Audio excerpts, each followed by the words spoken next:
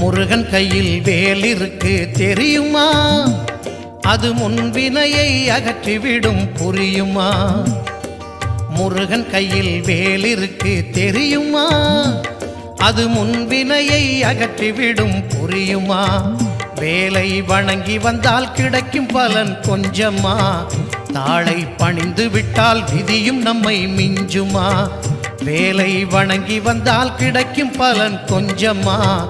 தாளை பணிந்து விட்டால் விதியும் நம்மை மிஞ்சுமா?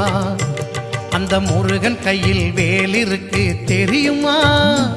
அது முன்வினையை அகற்றிவிடும் புரியுமா?